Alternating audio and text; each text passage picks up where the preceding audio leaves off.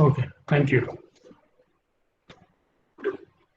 Okay, so today we will be continuing with the design of columns. In the last class, we have seen the design of actually loaded and uniaxially loaded columns. ठीक है, तो वो हम लोगों ने cover किया था last class में, कैसे डिजाइन करेंगे कॉलम्स को, ये हमने देखा था।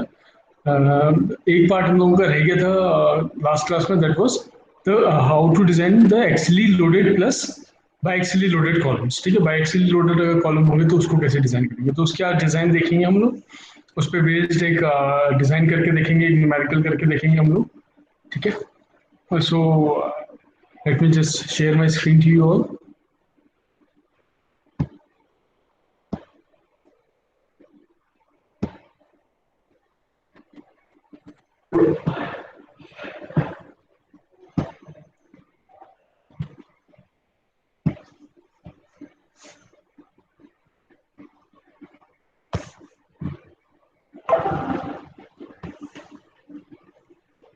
So is my screen visible? Yes, sir, it's visible. Okay, thank you. Great.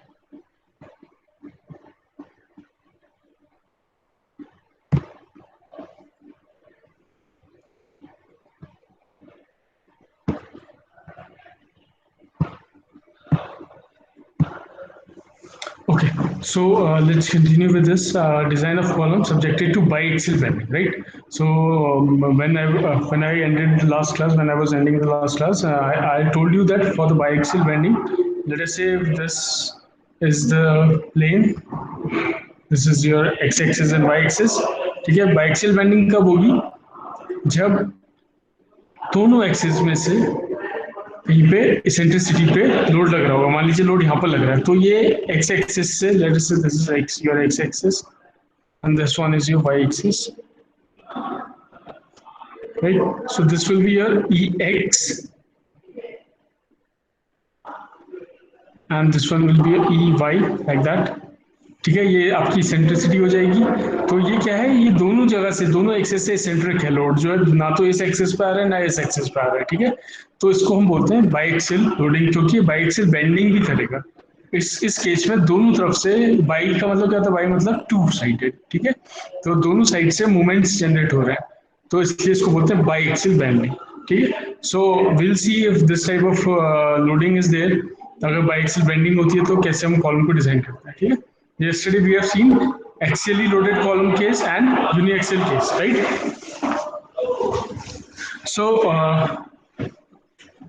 So for designing this type of column, we will be having a section b by d. ठीक है, b by d का आपके पास एक section रहेगा, this will be your d dimension depth, understand, this will be your width. Okay, it's to be designed for load. Okay, so ultimate load movement is will be mux about x-axis, and there will be two movements about y-axis also, there will be one movement. ठीक है, और हम लोगों को FCK और FI मतलब concrete और steel का आपको ऑलरेडी गिवन होगा। ठीक है, सो अभी आप इसमें नोटिस कीजिएगा, जो यूनिएक्सियल बेंडिंग था उसमें सिर्फ एक ही एक्सिस पे आपको मूवमेंट मिल रहा था, either it would be x axis और वाई एक्सिस। ठीक है, उनमें से दोनों में से किसी एक का ही होगा। तो डिजाइन दोनों का सेम है, बायएक्सियल का भी और यूनिएक्सियल का भी। मैं आपको बताऊंगा कि कहाँ पर दोनों में फर्क आएगा। ठीक है, बस बायएक्सियल में आपका दोनों एक्सिस में है, that is your X axis and Y axis, both movements are being generated. तो इसको मैं mu x लिख रहा हूँ, और mu मतलब अल्टीमेट। ठीक है, because this is LHM method, तो अल्टीमेट मूवमेंट हम लोग ले रहे हैं, and y is your y axis पे हम लोग ले रहे हैं, अबाउट y एक्सिस। ठीक है, so again to design this biaxial bending case column, इसमें भी हम लोगों को इटरेशन चार्ट की जरूरत पड़ती है। अगेन ये SP16 में आपको मिल जाएगा, मैंने आपको बताया SP16। ठीक है, स्पेशल पब्लिकेशन 16 बोलते हैं इसको। So what will be the step? How to design this? First step would be to find the percentage of steel. P आप find out करोगे percentage of steel. Percentage of steel क्या होगा? It is nothing but ASC upon the gross area into 100. मतलब B into D upon 100. ठीक है? तो आप इससे percentage of steel आराम से निकाल सकते हो. And now what you'll have to find out? You'll have to find out P upon FCK. P upon FCK क्या है? Percentage of steel upon the characteristic strength and P U upon F C के into B D. तो P U आपको known होगा, ultimate load जो आपका given होगा, जितनी लोडिंग के लिए आप डिजाइन कर रहे होंगे कॉलम वो लोड है। And this one is one dimension D dash by D. Okay, so this is another dimension D dash by D. अब इसमें डी डैश क्या होता है ये मैं अभी आपको क्लियर करता हूँ, right. So let us say if this is your section, ठीक है, and this is your D depth and this one is your width B, और इसमें आपके कुछ रेनफोर्समेंट लगे हैं, late us say this is 1 2 3 4, इस तरीके से रेनफोर्समेंट लगे हैं, ठीक है। तो डी क्या है, डी तो आपका डायमेंशन होगी, यहाँ से लेके यहाँ तक की डेप्थ है दिस वन, और डी डैश आपका क्या रहेगा, जो कवर रहेगा, क्लियर कवर रहेगा, वो आपका डी डैश रहेगा, that will be from this portion, ये वाला portion will be your D dash, यहाँ से लेके स्टील तक का, ठीक है। क्लियर कवर जो रहेगा वो आपका डी डैश रहेगा।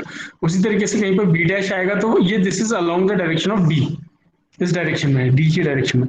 और कहीं पे अगर आपका बी डैश आता है, स्मॉल बी डैश, तो वो होगा बी की डायरेक्शन में, ठीक है, यहाँ से लेके कवर जो है, क्लियर कवर जो है, so this will be your B dash, ठीक है। तो ये चीज आप ध्यान में रखेंगे, डी डैश क्या है, along the depth, clear cover जो है along the depth, that is your D dash, और clear cover along this B side, width वाली साइड पे जो है उसको आप बी डैश बोलेंगे। तो कहीं पर ये यूज होगा तो डू नॉट कंफ्यूज, ठीक है। तो इस रेशियो को बहुत इंपॉर्टेंट हो जाता है ना। अब जब आपके पास ये रेशियो रहेगा डी डैश अपॉन बी, ठीक है, इससे आप क्या फाइंड आउट करोगे, इससे आप चार्ट नंबर फाइंड आउट करोगे, ठीक है।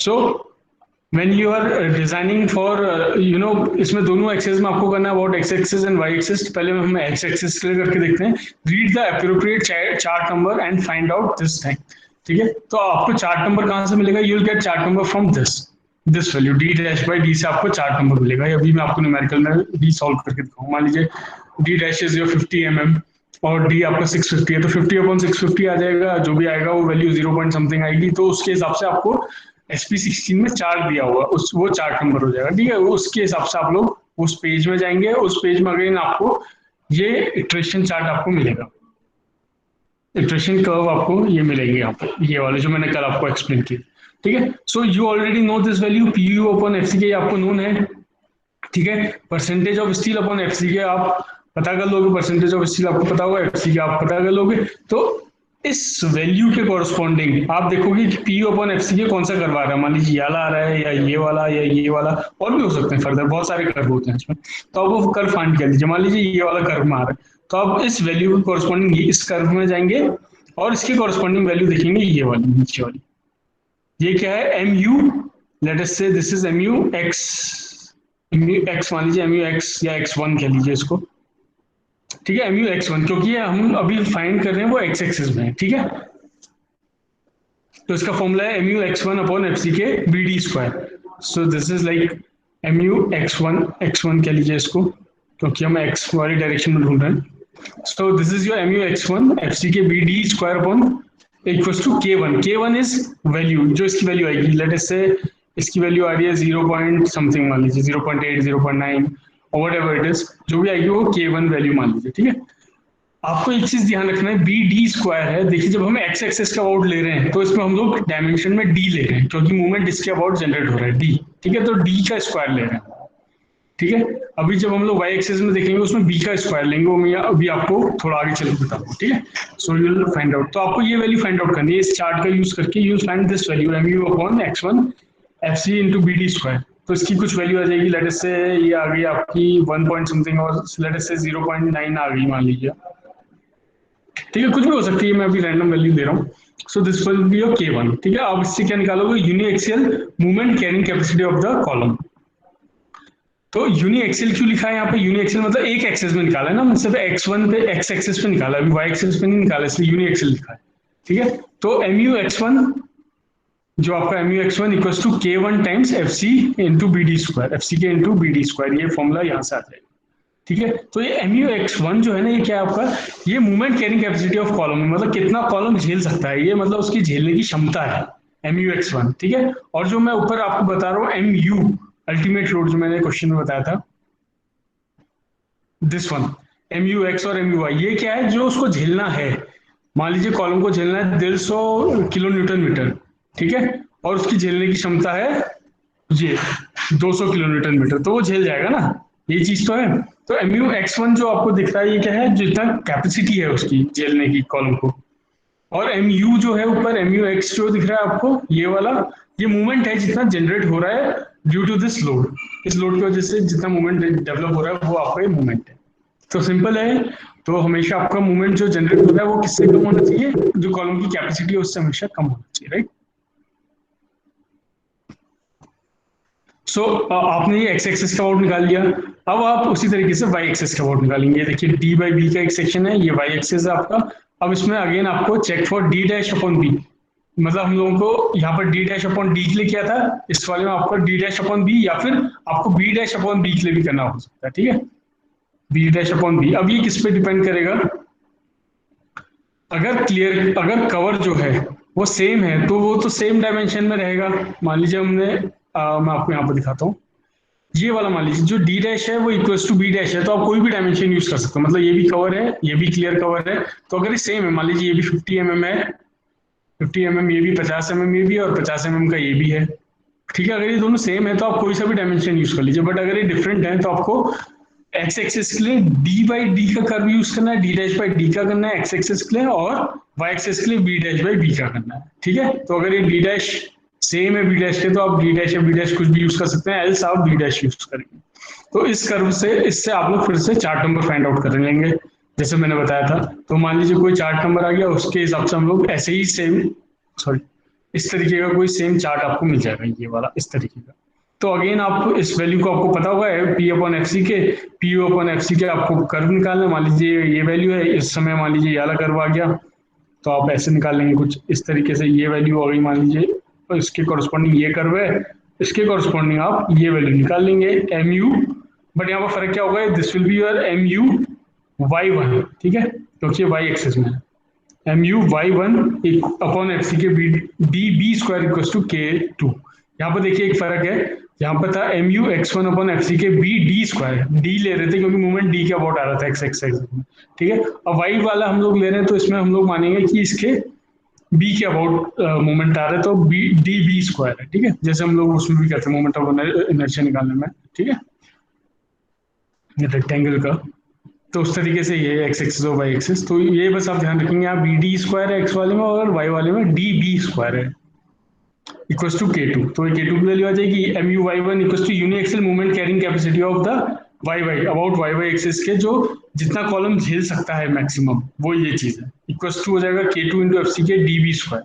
तो ये भी आप फाइंड आउट कर लेंगे, ठीक है। तो जैसे ही आप ये दो वैल्यूज फाइंड आउट कर लेंगे एम यू एक्स वन और एम यू वाई वन, अब आपका नेक्स्ट स्टेप क्या रहेगा, देखिए अब हम यहाँ पर आप एक और चीज नोटिस कीजिए, अगर आपको यूनिएक्सियल वाला केस होता, ये तो बाई एक्सियल है तो आपने वाई एक्सिस और एक्स एक्सिस का वोट लिया, ठीक है। If it would have been the uniaxial case तो आप उसी एक्सिस में लेंगे जिसमें आपका वो लाई कर रहा होगा, बेंडिंग हो रही होगी जिसमें, फॉर इंस्टेंस से if this is your X axis and Y axis, uniaxial case मतलब कि मान लीजिए ये वाई या एक्स वाले में लोड आता आपका, ठीक है, ये एक्स वाले में लोड आता और ये सेंट्रिक होता किससे, वाई वाले से, तो ये ई वाई हो जाता है यहाँ तक का। तो ये कौन सा केस है, this is your uniaxial case, एक ही एक्सिस में है ना, एक्स एक्सिस में आ रहा है ना लोड यहाँ पर लग रहा है, और वाई से सेंट्रिक है तो यहाँ पर लोड लग रहा है ऑलरेडी, तो ये यूनिएक्सियल का केस होता। तो आपको इस केस में क्या लेना पड़ता, आप उसमें अबाउट एक्स एक्सिस ही करते सिर्फ, ठीक है। और मान लीजिए अगर ये वाई में लग रहा होता तो आप सिर्फ वाई एक्सिस वाला केस करते, एक्स वाला नहीं करते। तो अब इन दोनों में से एक ही चार्ट को रीड करते हैं, इधर एक्स एक्सिस और वाई एक्सिस, बस इतना फर्क है। और वाई एक्सिस में हम क्या कर रहे हैं, हमें दोनों मूवमेंट निकालने पड़ रहे हैं, अबाउट एक्स एक्सिस भी और अबाउट वाई एक्सिस भी। तो ये आपको ध्यान में रखना है, यूनिएक्सियल और बाई एक्सिस डिजाइनिंग सेम है, कोई ज्यादा फर्क नहीं है, बस उसमें आपको एक एक्सिस में निकालना है और बाई एक्सिस में आपको दोनों एक्सिस में निकालना है, एक्स एक्सिस और वाई एक्सिस, ठीक है। So you will have to notice this thing. Now next step would be to find the columns will be safe if this value is less than 1. अब देखिए MUX क्या है, जो आपका movement आ रहा है ड्यू टू द लोड, ठीक है। और MUX1 क्या था, मैंने अभी बताया, जो मैक्सिमम लोड कैरिंग कैपेसिटी है किसकी, कॉलम की, जितना कॉलम झेल सकता है वो है, और ये वो है वैल्यू जो आपका लोड की वजह से आ रहा है। उसी तरीके से ये वाई एक्सेस में जो आपका लोड की वजह से मूवमेंट जनरेट हो रहा है वो है एम यू वाई, और एम यू वाई वन वो है जो वाई डायरेक्शन में वाई वाई एक्सेस में जो मूवमेंट कॉलम झेल सकता है। ठीक है, तो आप एक चीज मुझे बताइए कि आप क्या चाहोगे कि हमेशा जो आपका एम यू एक्स वन है या एम यू वाई वन है, तो ये बड़ा होना चाहिए M U X one, M U से बड़ा होना चाहिए, एम यू एक्स से बड़ा होना चाहिए कि छोटा होना चाहिए? कोई मुझे आंसर करना चाहेगा इस चीज का? और ये एम यू वाई है, एम यू वाई।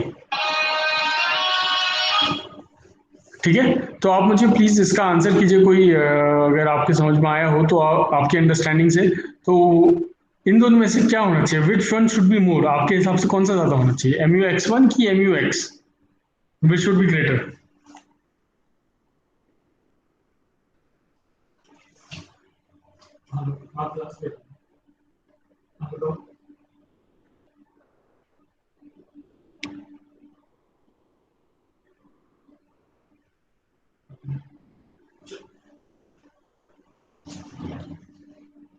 चलो मैं आपको,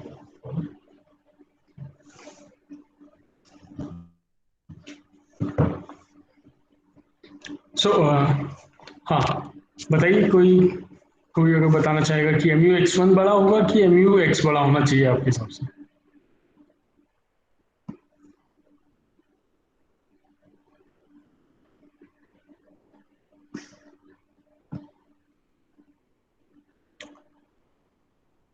चलिए ठीक है, अभी मैंने आपको ये चीज अभी बताई थी जस्ट, है ना, कि एम यू एक्स वन क्या है, जितना मैक्सिमम जो मूवमेंट है जो ये ले सकता है, कॉलम ले सकता है, और एम यू एक्स क्या है जो डेवलप हो रहा है। तो जितना ले सकता है वो हम हमेशा चाहेंगे कि वो बड़ा होना चाहिए इससे, है ना। तो जितना कॉलम की कैपेसिटी है वो ज़्यादा होनी चाहिए जितना हमारा जनरेट हो रहा है उससे, तो वी विल ऑलवेज इंश्योर कि ये चीज़ बड़ा हो इससे। ठीक है, एम यू वाई वन और M U X one should be greater than M U X और एम यू वाई। ठीक है, अब ये चीज़ तो ठीक है, इसमें एक चीज़ आ रही है अल्फा एन। ठीक है, to the power alpha N, अब ये चीज़ आपको ध्यान में रखनी है, अल्फा एन कैसे निकालना है। ठीक है, ये मैं आपको बताता हूँ। तो this expression should be less, always less than one, तो ये आपको कॉलम सेफ कहलाए। So your column will be safe only if this expression is less than or equals to 1। ठीक है, तो आपको इसके लिए चेक करना पड़ेगा हमेशा।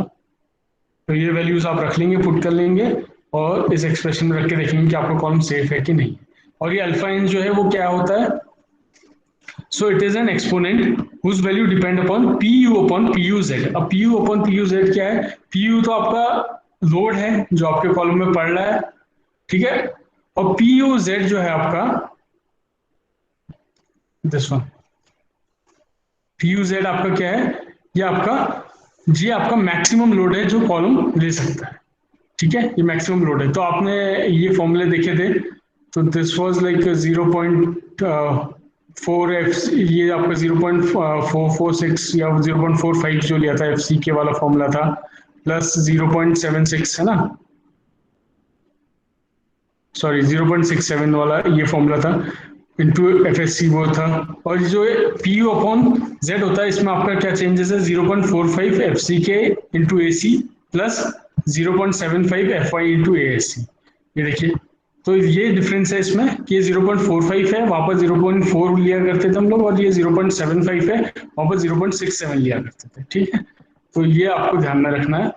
और ये ऐसा क्यों है, इसके पीछे रीजन ये है कि जो अल्टीमेट लोड हम ले रहे हैं, पीयू जो हम लोग ले रहे हैं फॉर्मूला, इससे पहले हम देखा था ये वाला, ये हम लोग कंसीडरिंग द इफेक्ट ऑफ वो लेते हैं इसेंट्रिसिटी, मिनिमम इसेंट्रिसिटी का केस लेके लेते हैं, इसलिए वो वैल्यू रिड्यूस हो जाती है। और ये किस लिए है? ये पी यू जेड जो है ये मैक्सिमम है, मैक्सिमम जो कॉलम ले सकता है, तो ये थोड़ा ज्यादा होती है, 0.75 है, 0.45 है। वो था आपका जो इसेंट्रिसिटी का केस लेके चलते हैं हम, पी यू जो होता था हमारा, इससे पहले वाला फॉर्मूला हमने देखा था, वो आता था आपका 0.4 एफ सी के इंटू ए सी प्लस ये होता था आपका 0.67 F Y upon A into A S. ठीक है, इस तरीके से होता था, तो ये थोड़ा वैल्यू रिड्यूस्ड होती थी because of the effect of the E minimum जो हम लोग लेते हैं, मिनिमम इसेंट्रिसिटी लेते हैं। तो जब भी मिनिमम इसेंट्रिसिटी वाला आप केस लेंगे, आप हमेशा ये वाला फॉर्मूला यूज करेंगे, पी यू वाला। ठीक है, एल्स अगर मैक्सिमम निकालना होगा तो आप ये पी यू जेड वाला निकालेंगे फॉर्मूला। ठीक है, तो आपका जो अल्फा एन है वो किस पे डिपेंड करता है, it depends upon P U upon P U Z form ratio. तो इसकी कॉरस्पॉन्डिंग ये वैल्यू आती है, देखिए यहाँ पर ग्राफ बना हुआ है। तो अल्फा इन की वैल्यूज वाई एक्सिस में है और P U upon P U Z की वैल्यूज एक्स एक्सिस में है। तो इसके कॉरस्पॉन्डिंग आप निकाल लेंगे, ठीक है, अल्फा की वैल्यू। तो P U upon P U Z की जो भी वैल्यू आएगी, late us say if it is 0.2 less than और इक्वल टू 0.2, तो ये कांस्टेंट होता है, 1 नहीं रखना है आपको, तो दिस शुड बी 1। और अगर ये 0.2 से 0.8 के बीच में आएगा तो एक्सपोनेंशियली बढ़ रहा है, तो it will be from 1 to 2, it's value should be 1 to 2। ठीक है, और अगर ये 0.8 से भी बड़ा हो जाता है, मान लीजिए 0.9 या 1 हो जाता है, तो इट रिमेन्स कांस्टेंट एज 2, तो उसके बाद कांस्टेंट हो जाता है 2।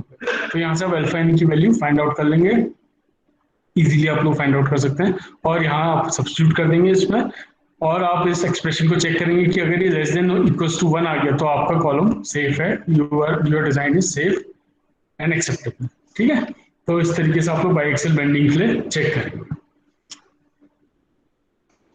ठीक है, इस पे बेस्ड एक न्यूमेरिकल मैं अभी जस्ट आपको कराऊंगा। उससे पहले एक केस, ये लॉन्ग कॉलम का देख लीजिए। अभी तक हमने शॉर्ट कॉलम का देखा था, लॉन्ग कॉलम में आपको सिंपली, चलिए मैं बताता हूँ अभी क्या करना है।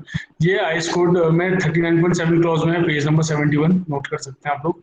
लॉन्ग कॉलम, इसमें आपको कुछ नहीं करना है, इसमें भी सेम चीजें आपको, लोड गिवन है, मूवमेंट गिवन है, एक्स डायरेक्शन में, वाई डायरेक्शन में, बी इंटू डी डायमेंशन पता है आपको, कॉन्क्रीट और स्टील आपको ग्रेड पता है। ठीक है, to consider the slenderness effect some additional movements are added to the above design movement।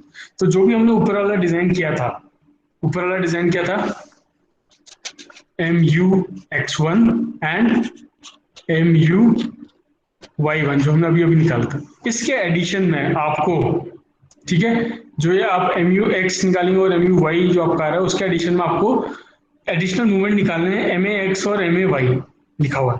ठीक है, तो उसका फॉर्मूला गिवन है PUD अपॉन 2000 LEX, मतलब L effective length in the X direction upon D square, ये एक्स वाले के लिए है, और मूवमेंट इन वाई डायरेक्शन है PUB upon 2000 LEY upon B. देखिए यहाँ पर डी और बी का फर्क है, एक्स वाले में डी यूज किया हुआ है, ये डी वाला यूज किया हुआ है, और इसमें बी यूज किया हुआ है, लिटरल डायमेंशन। ठीक है, का स्क्वायर, तो ये आपको ऐड कर देना पड़ेगा इस वैल्यू में, MUX और MUY में, बस सिंपल इतना करना है, और बाकी डिजाइन आपका सेम रहेगा।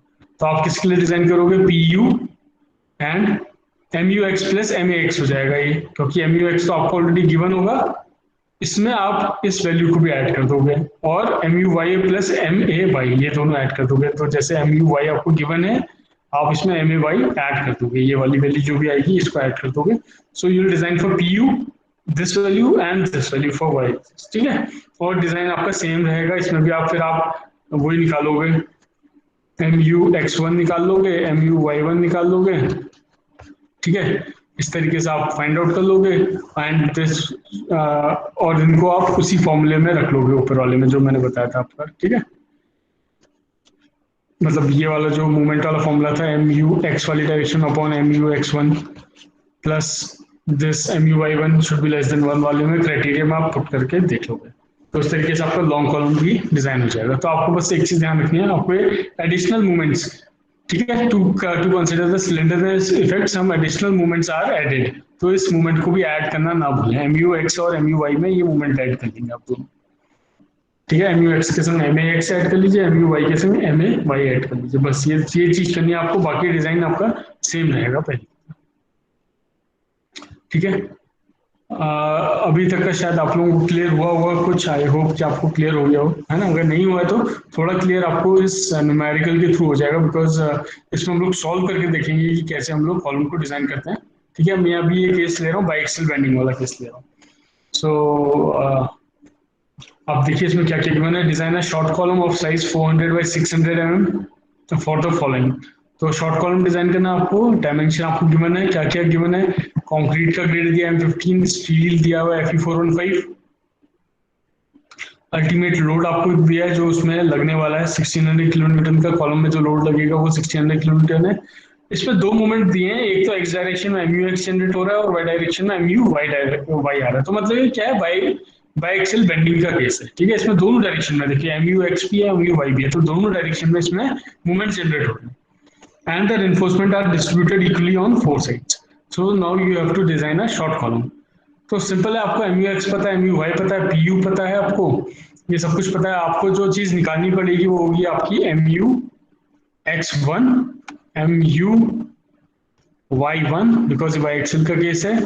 तीसरा आपको निकालना पड़ेगा PU(z), बिकॉज आपको रेशियो चाहिए PU/PUZ का, है ना। ये रेशियो आपको चाहिए होता है to find out the value of alpha N जो था, उसकी वैल्यू फाइंड आउट करने के PUZ की। तो आपको बेसिकली ये निकालना है, ये निकालना है और PUZ निकालना है।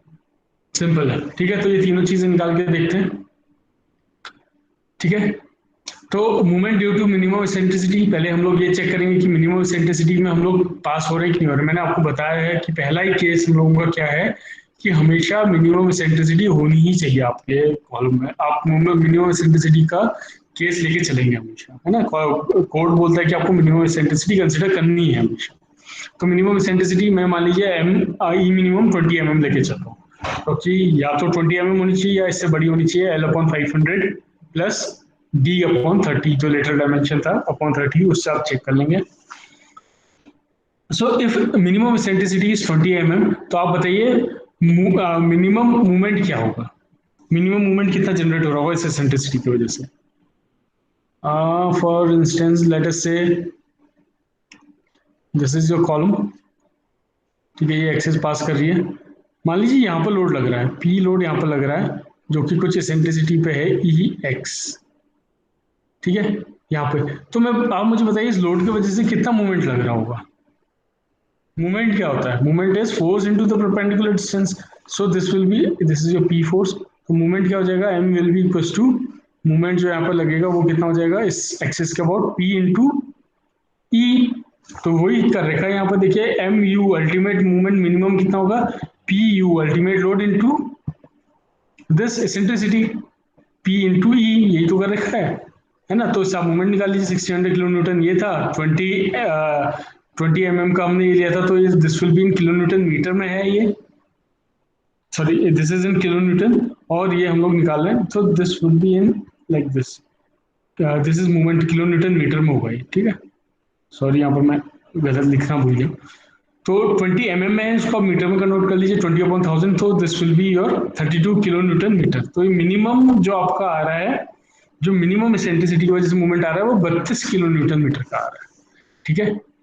और जो आपका जनरेट हो रहा है वो आप देख लीजिए आपका कितना आ रहे हैं, MU(x) डायरेक्शन में 20, MU(y) डायरेक्शन में 90, और मिनिमम कोड बोल रहा है कि आपको 32 किलो न्यूटन मीटर के लिए तो डिजाइन करना ही करना है। सो MU(x) भी हमारा कितना है, 120 है, ये 120 है which is greater then 32, okay. MU(y) कितना है, 90 है, this is also greater than 32, so okay. हम लोग मतलब मिनिमम एसेंट्रिसिटी वाले केस में हम लोग ठीक है, हमारा मतलब हमारा डिजाइन आगे को हम प्रोसीड कर सकते हैं, ठीक है। तो ये पहला क्लॉज हमने क्लियर कर लिया है कोड का कि मिनिमम एसेंट्रिसिटी होनी चाहिए, और वो कितनी है इस केस में, 32 होनी चाहिए। तो 32 से ज़्यादा ही है हमारी, 120 और 90 है, तो हम लोग ठीक है, मतलब हम लोग आगे प्रोसीड कर सकते हैं इसको, ठीक है। अब नेक्स्ट हम लोगों को फाइंड आउट करना होता था P/FC के, percentage of steel upon FC के। अब आपको परसेंटेज ऑफ स्टील तो बताया नहीं है, तो परसेंटेज ऑफ स्टील आपको पता है कि कॉलम में कितनी होती है, मैंने बताया था मिनिमम 0.8% होता है of the percent of the total gross area, ठीक है। B इंटू डी का टोटल का 0.8% होता है, या फिर कितना होता है, या फिर मैक्सिमम कितना होता है 4, 6 और 4, ठीक है, of BD of total gross area. तो इसके बीच में आपको वैल्यू लेनी है 0.8 से लेके 0.6 के, और 4 होता है आपको ओवरलैपिंग वाले केस में, ठीक है। तो 0.8 से 0.6 के बीच में आप वैल्यू ले सकते हो, तो वी आर कंसिडरिंग 1.5 1.4 यहाँ पर ली हुई है, ठीक है। तो आप इस तरीके से अभी इसको अज्यूम कर लोगे। सो you will assume percentage of steel is 1.4, तो यहाँ पर पुट कर दो 1.4% अपॉन FC के इज M15 के लिए 15, सो दिस इज गिविंग 0.093। अब 0.093 का ग्राफ, तो अब आपको इसके कॉरस्पॉन्डिंग आपको, चलिए ये मैं अभी आपको बताता हूँ। आपका 0.093 आ गया। नेक्स्ट चीज आपको क्या फाइंड आउट करनी थी, PU/FC के इंटू BD, क्योंकि मैंने अभी आपको बताया था इटरेशन कर्व में जो ग्राफ होगा वो किस में लाई करता है, यहाँ पर तो आपका होता है PU/FC के BD, ये वाला होता है आपका, ये वाला टर्म, और नीचे होता है आपका मोमेंट वाला, ठीक है, MU अगर एक्स डायरेक्शन में निकालें तो x1 लिख लीजिए, M U x1 upon F C के बी डी स्क्वायर यहाँ होता है। और इटरेशन कर्व आपको किस तरीके के होते हैं, इस तरीके के आपके चार्ट होता है, ठीक है। और ये चार्ट की वैल्यू किस पे डिपेंड करती है, इन चीज़ों, इस पे P अपॉन एफ सी के पे। तो आइदर ये वाला जो आ गया, मान लीजिए 0.093 के लिए ये वाला, वो ये वाला चार्ट है 0.093 के लिए ये बीच वाला है, तो ये किसकी वैल्यू है, P अपॉन एफ सी के का चार्ट आप देखेंगे विच इज नथिंग बट 0.093 के लिए हम लोग देख रहे हैं, ठीक है। 0.093 के लिए हम लोग यहाँ पर देखें, तो आप ये निकाल लीजिए P U upon F C के इंटू बी डी। तो पी यू आपको पता है, एफ सी के पता है, बी डी आपको सब कुछ पता है, तो दिस इज कमिंग 0.44। तो आपको 0.44 मिल गया, मान लीजिए ये 0.44 है और ये वाला कर्व आपका है, ठीक है। तो इसके कॉरस्पॉन्डिंग आप लोग, इस कर्व के कॉरस्पॉन्डिंग आप लोग ये वैल्यू निकाल लेंगे एम यू एक्स की, तो ये आप लोग आराम से निकाल सकते हैं। बट ये चार्ट आपको कहाँ मिलेगा, वो किससे डिसाइड होता था, मैंने बताया जब आप अबाउट एक्स एक्सिस लेंगे तो it would be D dash upon D, है ना। डी डैश क्या था, clear cover in the direction of depth x x में। तो 50 का 50 का कवर ले लिया हमने, क्लियर कवर, और डेप्थ 600 है ही हम लोगों की, तो दिस इज कमिंग 0.83। अब जो आप चार्ट देखोगे तो आप चार्ट नंबर 0.083 देखोगे, बट वहाँ 0.083 नहीं होगा, तो इसके सबसे नियरेस्ट वैल्यू क्या है, 0. इसको आप राउंड ऑफ करोगे तो 0.10 का चार्ट आपको मिल जाएगा, ठीक है। तो 0.08 को आप 0.1 ले लो, तो ये चार्ट आप लोग देखेंगे, ऐसा कुछ चार्ट मिल जाएगा, तो उसके corresponding M U X one की वैल्यू निकाल लेंगे। सो इसकी वैल्यू आ रही है M U upon F C के into B D square equal to 0.1, ठीक है। तो 0.1 इसका आ गया, मतलब this is your K one value. M U X one आप यहाँ से निकाल लें, एफ सी के पता है, बी डी स्क्वायर पता है, सब कुछ आपको पता है। ये किलो न्यूटन मीटर में चेंज करने के लिए, क्योंकि सारी चीजें एम में गिवन थी, तो 10⁶ से डिवाइड किया हुआ। So this is coming 216 kilo newton meter, simple. तो ये एम यू एक्स वन आ गया आपका, x1 M U X one निकाल लिया अपना। और एम यू कितना था, जो मूवमेंट आ रहा था वो 120 था। देखिए एम यू एक्स वन आया 216, इट इज ग्रेटर देन 120, जो कि हमारा एम यू एक्स था। मतलब कि जो कॉलम झेल सकता है वो तो 216 है, और जो हमारा मूवमेंट जनरेट हो रहा है वो कितना है, 120। तो ये सही है, इट इज ओके, ठीक है, क्योंकि हमारा ऐसे ही होना चाहिए ना, कॉलम ज्यादा झेल सकता है और हमारा जनरेट हो रहा है 120, तो ये ठीक है। तो एम यू एक्स वन 216 आ गया, तो हम लोगों को भी एम यू एक्स वन पता चल गया, एम यू एक्स हम लोगों को ऑलरेडी पता था। सेम अब हम लोग एम यू वाई वन निकालेंगे, और एम यू वाई आपको पता होगा। तो वाई वाली डायमेंशन में मैंने अगेन आपको बोला था it should be B dash upon B, तो यहाँ पर डी डैश इसलिए लिखा हुआ क्योंकि ये 50 दोनों डायरेक्शन में 50 ही क्लियर हुआ, ठीक है। अगर अलग होता तो अलग लेना पड़ता। सो दिस इज कमिंग 0.125, ठीक है। अब 0.125 का भी चार्ट आपको नहीं मिलेगा, तो आपको 0.15 वाला चार्ट मिल जाएगा इसके नियरेस्ट। तो आप 0.15 वाला चार्ट देखेंगे, जो कि चार्ट नंबर 45 है उसमें, SP16 में, ठीक है। तो SP16 में you can find out this thing, तो आपको चार्ट मिल जाएगा। अगेन यही वाला चार्ट मिलेगा आपको इस तरीके का, जैसे मैं आपको बता रहा हूँ, इस तरीके से। यहाँ पर आपको पी यू वाली वैल्यूज हैं, पी यू अपॉन समथिंग जो भी है, यहाँ पर एम यू वाली वैल्यूज हैं, ये आपका इटरेशन चार्ट है जो मैं आपको बता रहा था, ठीक है। इसके कॉरस्पॉन्डिंग ये मिल जाएगा आपको, this is your percentage of steel upon F C K. So let us से ये वाला है इस केस में अभी, तो इसके कॉरस्पॉन्डिंग पी यू की वैल्यू के कॉरस्पॉन्डिंग ये मिलेगा, इसके कॉरस्पॉन्डिंग आपको ये वैल्यू निकल जाएगी, M U upon F C के B, sorry D B square हो जाएगा इस वाले में, क्योंकि ये वाई एक्सिस का अबाउट है ना। तो अब ये देख लीजिए, सेम हमने ये क्या होगा। So this is coming 0.10 M U upon F C के डी बी स्क्वायर, देखिए नोट कीजिए डी बी स्क्वायर, ठीक है। इसकी वैल्यू भी आ गई 0.1, तो आप एम यू वाई वन निकाल लीजिए, M U Y one will be 0.1, और ये आ गया एम यू वाई वन। तो M U Y one again आपका M U Y one is greater than M U Y, ये भी ठीक हो गया, क्योंकि एम यू वाई वन आपका कितना आ रहा है, 144 आ रहा है, और एम यू वाई वन आपका था 90, तो ये ओके है, ठीक है। यहाँ तक आपने कर लिया। नेक्स्ट आपका काम था पी यू जेड की वैल्यू फाइंड करना, जो अल्टीमेट लोड जो कॉलम कैरी कर सकता है। तो उसका फॉर्मूला था 0.45 एफ सी के into A C into 0.75 F I into A C. सारी वैल्यूज आपको पता है, आप पुट कर लीजिए। 0.45 एफ सी का मतलब M15 के लिए 15। एरिया ऑफ कॉन्क्रीट कैसे निकाल सकते हो, area of concrete will be total area A minus the area of steel, मतलब ए एस सी जो आप लोग, ठीक है। तो एएससी हम लोगों को हम कितना ले रहे हैं, एएससी हम लोग ले रहे थे 1.4 1.4% लिया था ना, मतलब तो 1.4 बाई 100 इंटू बी डी, तो बी इज 400 इंटू 600, तो ये आपने देखिए यहाँ पे वही किया 1.4 टाइम्स, क्योंकि अज्यूम हमने 1.4 किया ना, ये अजम्पशन हमारा 1.4 का है। आप 1.5 भी ले सकते हैं, आप 2 भी ले सकते हैं, ठीक है, आपको डिजाइन करके देखना पड़ेगा बात। सो एरिया ऑफ कंक्रीट निकल आया 0.75 आपको पता है, 415 एफ वाई एफ ई 415 के लिए यील्ड स्ट्रेंथ 415 होती है, ये भी आपको पता है। Next is your A S C अभी निकाला है, just A S C is nothing but this one, A S C is your 1.4 upon 100 into B D, 1.4 upon 100 into B into D, ये आपने निकाल लिया। सो इसके हिसाब से आपका इतना न्यूटन आ गया, किलो न्यूटन में 2643.12 किलो न्यूटन आ गया, तो पी यू जेड भी आपका निकल गया। ठीक है, नेक्स्ट आपको क्या निकालना पड़ता है, this ratio P U upon P U Z. तो पी यू कितना किलो न्यूटन था, 1600 किलो न्यूटन था, ऑलरेडी गिवन था, जो कॉलम पे लोड लग रहा है।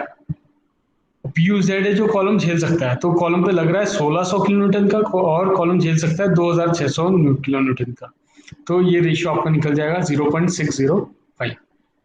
अब आपको पता है आपको क्या करना है, आपको इस वैल्यू के कॉरस्पॉन्ड आपको अब उसमें सब्स्टिट्यूट कर देना है इस फॉर्मूले में, आपको इसमें चेक करना है। So this should be less than और इक्वल्स टू 1, ये तो था क्राइटेरिया हमारा, this should be less than और इक्वल्स टू 1, ये आपको चेक करना। So you know M U X one आपको पता है, एम यू वाई आपको पता है, और एम यू वाई वन भी आपको पता है। So you know all these values, आपको अल्फा एन निकालना है। So you have to find alpha N. Alpha N निकालने के लिए हम लोगों को किस रेशियो की जरूरत थी, P U upon P Z की।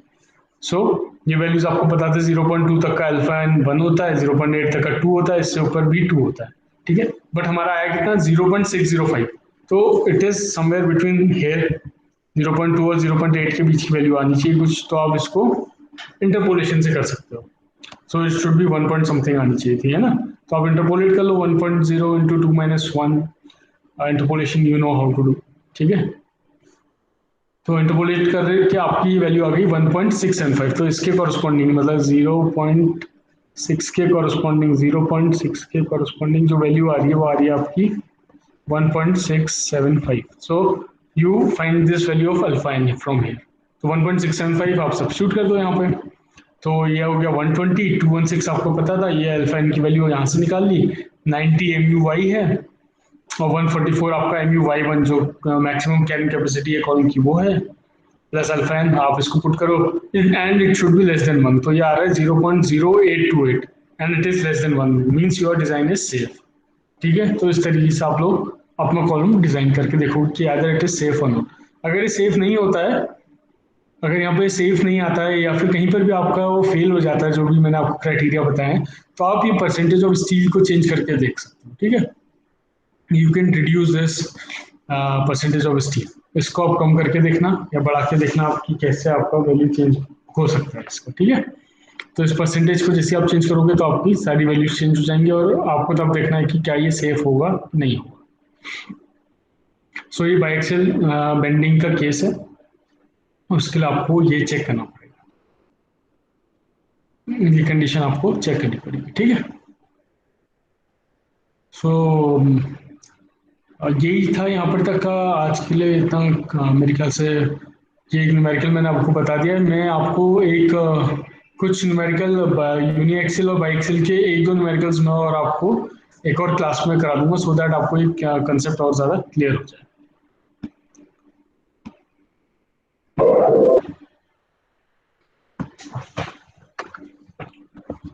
ठीक है, तो आई होप कि आपके समझ में आ गया होगा। आप लोग दोबारा से इस वीडियो को रिव्यू कर सकते हैं, कहीं पर कोई डाउट हो तो मुझसे आप पूछ सकते हैं।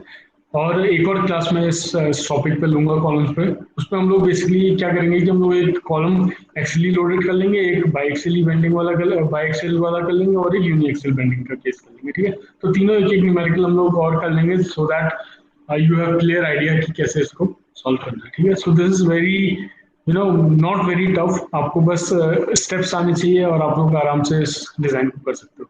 But the important thing is how to find the chart और उसके करस्पॉन्डिंग वैल्यू कैसे निकालनी, ये इंपॉर्टेंट है, ठीक है। तो स्टेप्स आपको आने चाहिए, this is very easy design, और आप मान के चलिए कि कॉलम डिजाइन करने के लिए आपके एग्जाम में आते ही है, so it will cover around like 20 to 30 marks का ये कवर हो सकता है आपका, ठीक है। सो आई होप कि आपके समझ में आ गया होगा, नहीं आया होगा तो कुछ आप मुझसे डाउट पूछ सकते हैं, डाउट क्लियरिंग सेशन भी रखेंगे, कल की क्लास में, नेक्स्ट क्लास में हम लोग और न्यूमेरिकल करेंगे, मे बी उससे और आपको क्लियर हो जाए, ठीक है। सो आज की क्लास इतना ही रखते हैं आज के लिए, ठीक। So that is all for today. Thank you for joining. Thank you sir. Thank you class.